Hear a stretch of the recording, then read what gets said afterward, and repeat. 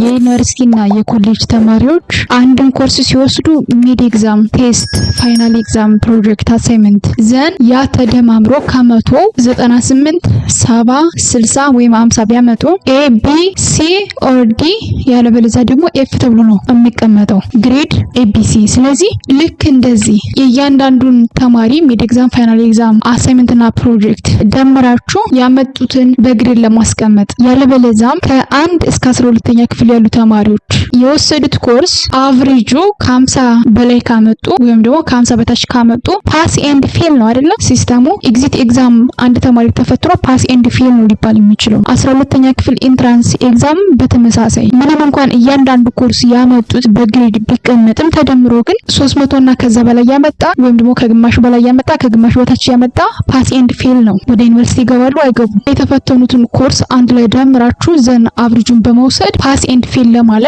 ወይም ደግሞ እንደዚህ በግሬድ ለማስቀመጥ ኢን ኤ ሲንግል ክሊክ እንዴት መስራት እንደምትችሉ ነው ማሳያችሁ። ከአሁን በፊት የኤክሴልን ሙሉ ቱቶሪያል ፍሮም ስክራች ቱ አድቫንስድ ድረስ በዚህኛው ቪዲዮ ለማሳየት ሞክሬያለሁ። ያላያችሁት ካላችሁ ገብታችሁ ብታዩት አሪፍ ነው። ኤክሴል ላይ ሙሉ ለሙሉ ኤክስፐርት ነው የሚያደርጋችሁ። ይሄኛው ግን የአብዛኞቻችሁን ጥያቄ መሰረት በማድረግ ስለ ግሬድ ብቻ ነው ማሳያችሁ። ይሄኛው ልክ እንደዚህ ሴሌክት አድርጌ ላጥፈውና ላሳያችሁ አሰራሩን። መጀመሪያ የነዚህን ኮርሶች አቨሬጅ በዚህ መልኩ እንሰራለን። ኤንዘን ስታተስ ወይም ደግሞ ሪዛልት ፓስ ኤንድ ፌል ነው ለማለት እኩል ይሆናል ኢፍ ዘን የኢፍ በጣም ብዙ አይነት ፋንክሽኖች አሉ። ኢፍ የምትለውን ብቻ መጀመሪያ የሚመጣላችሁን ሴሌክት ታደርጉና ልክ እንደዚህ ዳብል ክሊክ ታደርጋላችሁ። ከዛ ቼክ የምታደርጉት ምኑ ነው አቨሬጅን ይሄኛው ሴሌክት እናደርጋለን። እችኛዋ ሴል ብቻ ልክ እንደምታዩት አይ5 አይ ማለት ኮለመኑ ነው፣ 5 ማለት ረው ነው። ግሬተር ዛን ኦር ኢኳል 50 ከሆነ ኮማ እናደርግና በዳብል ኮት ፓስ ካልሆነስ ኮማ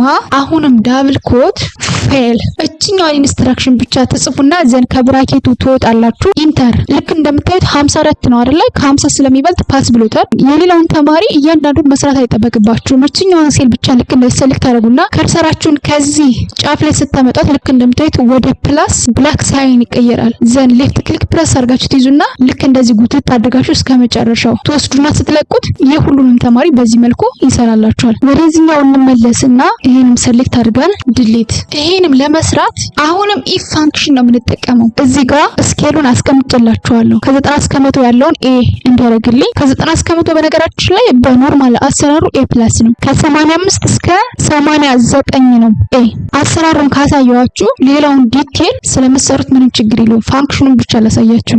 ቢ ብዬ የሰጠሁት ከ80 እስከ 89 ነው። ሲ ከ70 እስከ 79፣ ከ60 በታች ከሆነ ኤፍ እንዲለው። ስለዚህ እዚህ ላይ እንምጣና እኩል ይሆናል ኢፍ ዘን ይሄን ፋንክሽን ሴሌክት እናደርጋለን። ቼክ የሚያደርግልን ቶታል የሚለውን ይሄኛውን ነው። ልክ እንደዚህ ሴሌክት እናደርግና ግሬተር ዛን ኦር ኢኳል 90 ከሆነ ኮማ ዳብል ኮት ውስጥ ኤ ዘን ከዳብል ኮቱ እንወጣና ኮማ አሁንም ኢፍ ነው የምንለው። ዘን ፋንክሽኑ ልክ እንደዚህ ሲመጣልን ዳብል ክሊክ እያደረግን ሴሌክት እናደርጋለን። እቺኛዋ ይሄኛው ነው መሆን ያለበት። ይሄኛውን ሴሌክት እናደርግና ግሬተር ዛን ኦር ኢኳል 80 ከሆነ ኮማ ቢ ኮማ ኢፍ ግሬተር ዛን ኦር ኢኳል 70 ሲ ኮማ ኢፍ ግሬተር ዛን ኦር ኢኳል 60 ከሆነ ዲ ኮማ ኢፍ ለዛን 60 ከሆነ ኮማ እናርግና ኤፍ ዘን የከፈትናቸውን እነዚህን ብራኬቶች በሙሉ እንዘጋለን። ፋይናሊ ኢንተር 59 ከ60 ስለሚያዝ ቢሎ 60 ከሆነ ኤፍ አርግልኝ ስላልኩት ኤፍ አርጎታል። 74